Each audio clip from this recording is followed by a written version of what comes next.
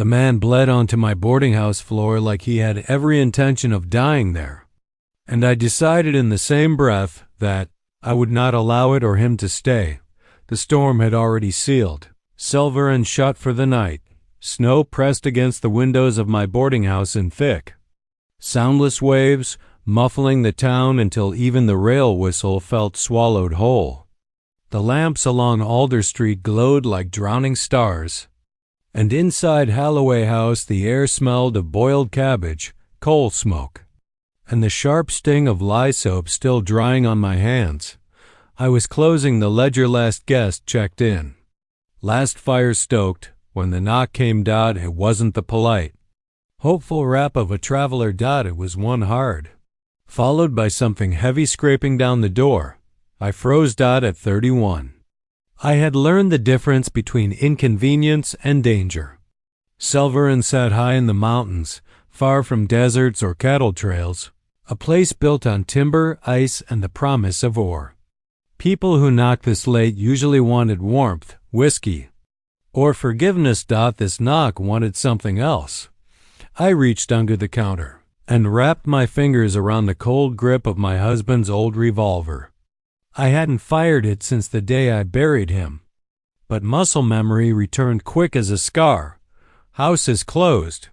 I called. No answer. Another sound followed, a wet, shallow cough. Against my better judgment, I opened the door a hand's width. The man fell in. His weight slammed into the threshold. Snow sprang across my clean floorboards. He was tall, or had been before the cold folded him in half, his coat dark with ice and something worse. Blood soaked through the wool at his side, nearly black in the lamplight. I swore softly. He looked up at me with eyes too alert for a man on the edge of death. Dark eyes, calculating, afraid but not weak. "Don't scream," he rasped. "They're close." I stepped back, revolver raised. "You're bleeding." "Observe that," he said, then coughed again, red flecking his beard. Every instinct screamed at me to shove him back outside and bolt the door. Dead men scared guests. Wounded men brought trouble. And trouble, in a town like Silverrun, stuck like frostbite. "You can't be here," I said. His mouth twitched, almost a smile. "You already let me in." That was when his knees buckled.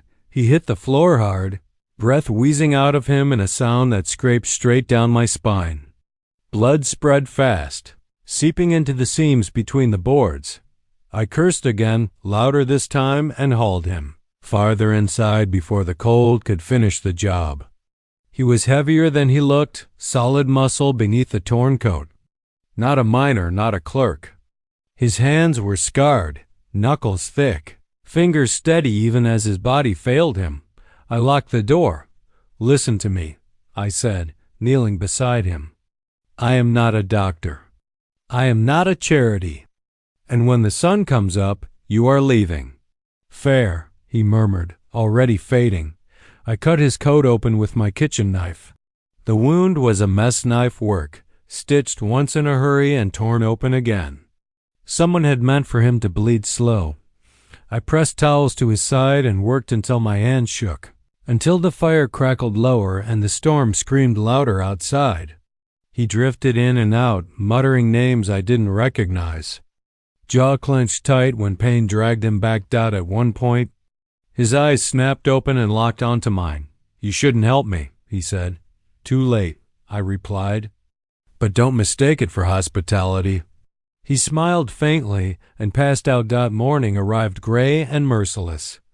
I had slept in a chair by the fire, revolver across my lap, dreams full of footsteps and bloodstains that wouldn't scrub out. When I woke, the house was silent in the way only fresh snow could make it, and the man was standing. He'd cleaned himself up as best he could. His shirt wrapped tight around his ribs, coat mended enough to hold together. He stood at the far wall, staring at the rifle mounted above the mantel, the one thing I had never moved after my husband died. "Don't touch that," I said sharply. He turned. In daylight, he looked younger than I'd thought, mid-30s. Maybe, but his face carried the weight of hard miles. A pale scar cut along his jaw, neat and deliberate. His hair was dark and tied back with a strip of leather, eyes sharp despite the blood loss. "Your aim steady?" he asked. "Good enough to put you back outside," I said. He nodded once. "Name's Elias Crow. I didn't ask. Most folks do." I opened the door and cold flooded in, sharp as judgment. Snow blanketed the street, untouched, hiding whatever tracks he'd left behind. "Out," I said. "Now." He studied me for a long moment, as if committing my face to memory. "You saved my life." "I saved my floor," I replied. "Your life was incidental." A sound carried down the street, boots crunching snow, voices low and urgent. Elias stiffened. "That's them," he said quietly. I shoved him hard in the chest. "Then you should have kept walking." He didn't argue. He pulled his coat tight and stepped outside just as 3 men rounded the corner. Their eyes swept the street, then landed on me. "Morning, miss," one said. "You seen a wounded man pass through?" "No," I said evenly. They searched his face for cracks. "Found none." Moved on. I shut the door and leaned against it, heart pounding. I told myself that was the end. By noon, Silverrun told me otherwise.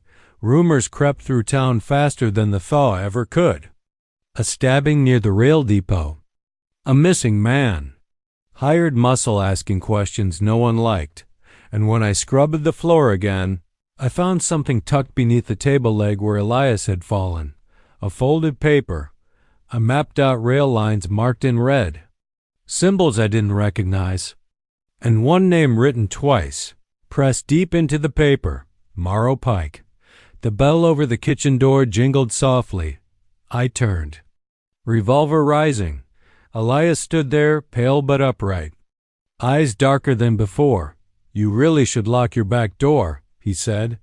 I stared at him, at the map in my hand, at the future unraveling fast around my feet.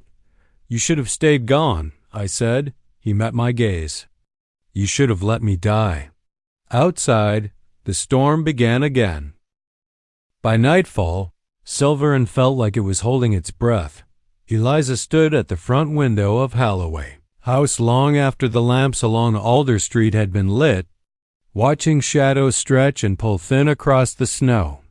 Every sound carried farther now, the creak of a wagon axle, the cough of a stovepipe, boots crunching where no one lingered long. The town knew something had gone wrong near the rail depot. Even if no one said it out loud. She turned the folded map over again in her hands. Red ink. Careful lines. Too deliberate for a drunk scribble. Too secret for anything meant to be seen. The name Morrow Pike pressed into the paper like a bruise. Eliza slid the map into the pocket of her apron just as Elias stepped fully into the kitchen, shutting the back door behind him with practiced ease. He moved slower than before, but there was no mistaking the awareness in him now. Every corner checked. Every sound weighed.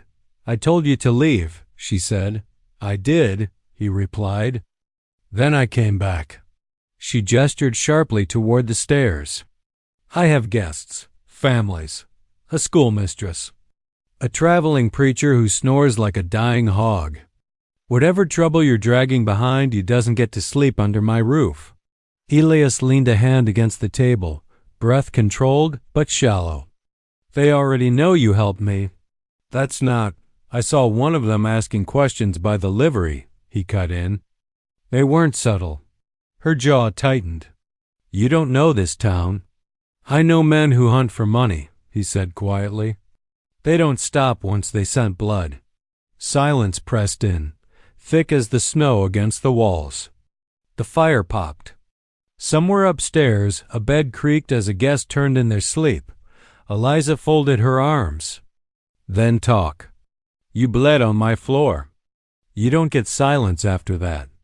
Elias hesitated. For the first time since she'd seen him, something like doubt crossed his face.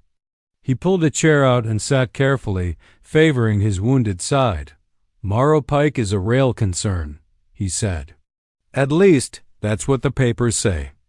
What they really are is quieter. They buy land cheap, force people off it when cheap doesn't work. Then silver moves through channels no one audits. Eliza's fingers curled around the edge of the counter. Silverrun doesn't have a declared vein.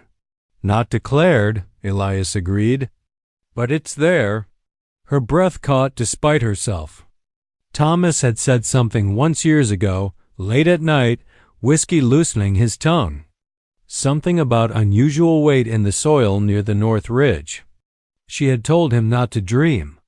Dreaming got men killed. And you? She asked. What are you to them? I was hired to protect shipments, he said. Then I learned where they were coming from. And that earned you a knife. He nodded. And a warning. I didn't listen. Eliza paced the kitchen, boots tapping softly against the boards. You expect me to believe a rail enforcer grew a conscience overnight? No, Elias said. I expect you to believe I chose the wrong side too late. She stopped near the wall, eyes drifting to Thomas's rifle above the mantel. The wood was worn smooth where his hands had rested. He had believed in right and wrong like they were fixed points. She had learned they shifted with hunger, with fear. You can't stay, she said again. Quieter now. I don't plan to, Elias replied. But I need time. And I need something safe. Her laugh was short and bitter. You chose the wrong house for safe. Before he could answer, a sharp crack echoed through the night. Glass shattered. The front window burst inward. Shards sprang across the parlor as a shot rang out, deafening in the enclosed space. Eliza dropped instinctively, heart slamming against her ribs. Elias was already moving, dragging her down behind the heavy sideboard as a second shot punched into the wall. Stay down, he hissed. Shouts followed men's voices, urgent and angry. Crow. We know you're in there. Guests screamed upstairs. Footsteps thundered. Eliza crawled toward the stairs, panic flaring. I have people. I know, Elias said, jaw clenched. He glanced toward the rifle. Can you shoot? She didn't answer with words. She grabbed the rifle, the weight familiar despite the years. Thomas had taught her well before the coughing started. Before his hand shook too, much to hold it steady. Another shot tore through the doorframe. Eliza fired. The recoil slammed into her shoulder, pain sharp and grounding. A shout outside answered, followed by retreating footsteps crunching through snow. For a moment, there was only the echo of breath and the crackle of fire. Then chaos erupted upstairs. Eliza bolted, shouting reassurances she didn't feel as she ushered guests into the far rooms, away from the shattered window. Promises spilled from her mouth. Sheriff coming, danger gone. Everything fine, while her mind raced ahead to what would come next. By the time the house settled, Elias had barricaded the door and covered the broken window with a heavy table and blankets. They won't come back tonight, he said. Not loud. Eliza stared at the damage, at the proof splintered into her livelihood. You've ruined me. His voice softened. I tried not to. She rounded on him. You tried not to die on my porch and failed at even that. A knock came at the door, sharp, authoritative. Sheriff Benwick's voice followed. Eliza, you hurt? Relief flooded her so fast it nearly knocked her over. She opened the door a crack. Benwick's eyes flicked past her, sharp as flint. Shots heard clear across town, he said. Mind telling me why? Elias stayed out of sight, pressed into the shadow near the pantry. Someone fired from the street, Eliza said. Broke my window. Benwick frowned. Anyone inside with you? She met his gaze. Just my guests. The sheriff studied her a beat longer, then nodded. I'll post a man nearby. When he was gone, Eliza sagged against the door. Elias stepped forward slowly. Thank you. She rounded on him again, fury burning hot now. At dawn you're gone. Wounded or not. You hear me?" He didn't argue. He only nodded. Later, when the house finally slept, Eliza sat alone at the table, map spread before her. Snowlight crept through the cracks in the boards, pale and cold. Elias hovered in the doorway. "They'll burn this place if they think you're protecting me." She didn't look up. "They'll have to try." His brow furrowed. "Why?" Eliza folded the map carefully. "Because my husband died believing this town could be better than the men who wanted to carve it up." She met Elias's gaze then, eyes steady, unafraid. "And because I'm already ruined," she continued. "You don't get to decide how far." Outside, the storm deepened, burying tracks and secrets alike, and somewhere beyond the snow, Morrow Pike took notice. The morning after the gunfire arrived pale and brittle, as if the night had drained all warmth from the world and left only bone behind. Eliza woke before dawn, the house still wrapped in uneasy quiet. Snow had sealed the broken window overnight, drifted thick against the barricade Elias had built, muting the street beyond. She lay still for a long moment, listening to the breath of the house, to the faint groan of timber settling, to the steady, controlled rhythm of another person breathing somewhere nearby. Elias. She rose, pulled on her boots, and went downstairs. The kitchen smelled faintly of blood and soap, the scent stubborn no matter how much she scrubbed it. Elias sat at the table where she'd left him hours earlier, the lamp low, the map spread open between his hands. "You shouldn't be up," she said. He glanced up, eyes tired but alert. "Neither should you." She poured coffee, the pot hissing softly. "Sheriff Benwick posted a man?" "For an hour," Elias replied. Then he left. That settled like lead in her stomach. "They paid him." "Or scared him," Elias said. "Same result." She set the mug down harder than she meant to. "You said daylight would slow them." "I said they wouldn't come loud," he corrected. "Quiet is worse." They ate in silence, the weight of what waited pressing in from all sides. When the guests came down, Eliza wore her calm like armor-served breakfast, took payment, smiled where expected. She felt Elias's eyes on her often, measuring the strain she hid well but not perfectly. By noon, the preacher was gone. By mid-afternoon, so were the families. Excuses were made. Wagons loaded. Silverrun emptied itself with a politeness that felt like betrayal. Only one guest remained. Upstairs, a young rail clerk with a cough too deep to travel yet. Eliza gave him extra blankets and instructions not to open the door for anyone. When she came back down, Elias was tightening his coat. "You're leaving," she said. "For now," he replied. "I need to see what they've moved." Her pulse spiked. "You're not walking back into town." "I'm not walking," he said. "There's a trail on the river, hidden." She stared at him. "You get caught, you lead them straight back here." "They already know," Elias said gently. "I'd rather control the when." She hated that he was right. "Take this," she said, handing him a small canvas bag. Inside were bandages, dried meat, and the last of Thomas's good cartridges. Elias hesitated when he saw the bullets. "You sure?"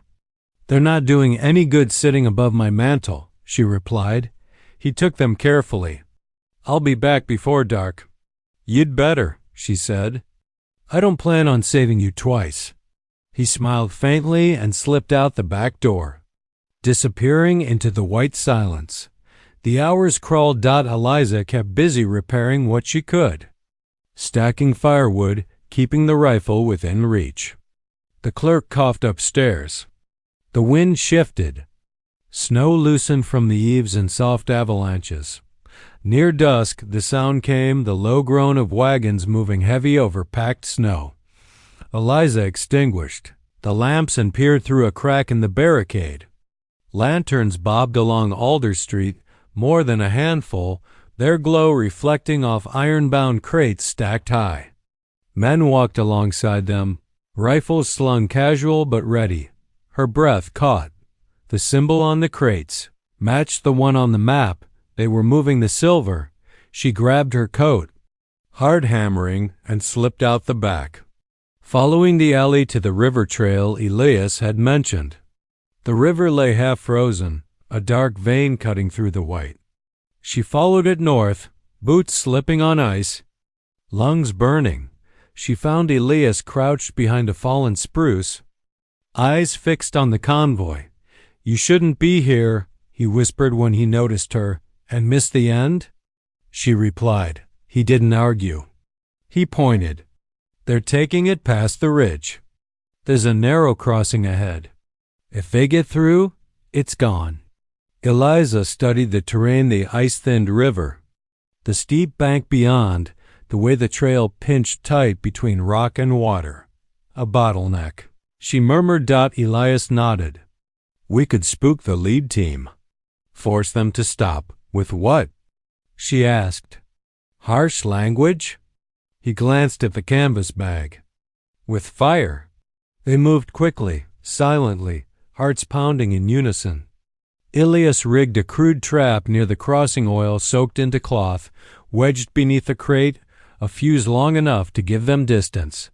"Once it goes," he said, "they'll scatter. That's when we run?" Eliza lit the fuse. The explosion wasn't loud, but it was enough. Flame licked up fast, silver screaming as heat met metal. Men shouted. A shot cracked. They ran. Boots slid on ice. The river roared closer, dark and merciless. A bullet struck the rock beside Eliza, spraying shards. They reached the crossing just as another shot rang out. Elias shoved her ahead, then stumbled as his wounded side gave way. "Eliza," she turned, grabbing his coat as he slipped toward the river. His weight dragged them both down, ice breaking beneath them with a sickening crack. Cold swallowed them whole. The river stole breath and fought alike. Eliza fought panic, fingers numbing as she hauled Elias toward the bank. Hands clawed ice, found purchase. They collapsed onto the snow, gasping. Footsteps thundered closer. Eliza rolled, raised the rifle, and fired twice. Shouts answered. Men scattered, unsure. Elias laughed weakly, coughing blood. Guess they didn't expect resistance. She pressed her forehead to his. "You're impossible." Sirens sounded in the distance, whistles, sharp and urgent. Not Morrow Pike's. The town was waking. By the time Sheriff Benwick arrived, smoke curled over the river and crates lay broken, silver exposed to daylight for the first time. Benwick stared, face pale. "What in God's name?" Eliza stood, soaked and shaking, but steady. "That," she said, "is theft." The sheriff swallowed. Elias leaned against her, breath ragged. "Told you daylight was dangerous." Eliza looked at the silver, at the men in cuffs, at the river carrying ash downstream. For the first time since Thomas died, she felt something loosen in her chest, but the storm wasn't finished yet, and neither was Morrow Pike. Silverrun did not sleep after that night. The smoke over the river lingered into morning, a gray smear against the pale sky, and by dawn the town was alive in a way Eliza had never seen before. Men gathered in knots along Alder Street, voices low and urgent. Women leaned from doorways, shawls pulled tight, eyes sharp with a mix of fear and something like hope. The secret that had been buried under snow and politeness was exposed now, gleaming and ugly as raw ore. Eliza stood at the edge of it, wrapped in a borrowed coat. Elias seated on a crate beside her while the town doctor worked with brisk, irritated hands at his reopened wound. "You're lucky," the doctor muttered, stitching carefully. "Another inch and I'd be sewing for the undertaker." Elias winced but managed a crooked smile. "Always been good at standing just shy of dead." Eliza didn't smile. She watched the doctor's hands, watched the blood darken the cloth again, and felt the echo of cold river water still lodged in her bones. When the doctor finally stepped back, Elias sagged with relief. "You don't move for at least a week," the man ordered. "And if you do, don't expect me to save you twice." "I'll keep that in mind," Elias said. Sheriff Benwick approached then, hat in hand, his face drawn and tired. He did not look like a man who slept easily anymore. "We found ledgers in the crates," he said, voice low. "Names, payments, enough to bury half the rail office downstate." Eliza met his gaze. "And the other half?" Benwick sighed. "They'll scatter. Men like that always do. But Morrow Pike won't be able to pretend this town doesn't exist anymore." "That was the idea," Elias said quietly. The sheriff hesitated, then nodded. "You both did a brave thing." Eliza almost laughed. Brave was a word people used when the danger had already passed, when there was room to admire it. At the time, it had felt more like falling and hoping the ground came up to meet you. By afternoon, word spread fast. Riders were sent to the nearest city with evidence wrapped tight against the weather. The remaining hired men were marched away under guard. The silver was locked in the old timber vault by the river. Watched day and night. And Halloway House stood scarred, cracked, but standing. Eliza returned there at dusk, exhaustion dragging at her limbs. The broken window had been replaced with rough boards for now, the barricade dismantled. Inside, the house smelled of fresh pine and strong coffee. Familiar, safe for the moment. Elias lay on the sofa near the fire, propped carefully with pillows. His skin was pale, but his eyes were clear. "You should be resting," she said. "So should you," he replied. "Yet here we are." She poured 2 cups of coffee and handed him one. He took it gingerly. "Sheriff asked what you planned to do," he said after a moment. "With what?" Eliza asked. "With the silver." "With the house." "With me." She stared into her cup, watching steam curl upward. "The silver belongs to this town. It always did." "The house." Her voice caught briefly. She steadied it. "The house stays open. Silverrun still needs beds and warm meals. And me?" She looked at him then, really looked. At the man who had bled on her floor, nearly died in her arms, and stood with her against something far bigger than either of them. "You're not my responsibility," she said carefully. He nodded as if he'd expected that. "Fair. But," she continued, "you're not being kicked out tonight." A slow smile spread across his face. "That might be the kindest sentence anyone's ever said to me." The days that followed were busy, strange, and filled with small victories. More travelers arrived than left now, curiosity pulling them toward Silverrun. The story shifted with each telling. Some said Eliza had chased off a rail baron with a shotgun, others that Elias had single-handedly sunk a company. Eliza let them talk. Truth had a way of surviving without help. She scrubbed floors, mended sheets, replaced broken glass. Elias helped where he could, moving carefully, leaning on door frames when the pain flared. He fixed a loose stair, repaired the fence out back, and never once touched Thomas's rifle without asking, one evening. As the sun sank behind the ridge and painted the snow gold, Eliza found Elias standing beneath the mantel, staring at the rifle again. "Thomas was a good man," he said quietly. She stiffened. "You didn't know him." "No," Elias agreed. "But I know the kind of man who teaches someone how to shoot and trusts them to do the right thing." Eliza swallowed. "He would have hated all this fuss." Elias smiled. "He would have been proud of you." The words landed heavier than any blow. Eliza turned away before he could see her eyes. The inquiry came 2 weeks later.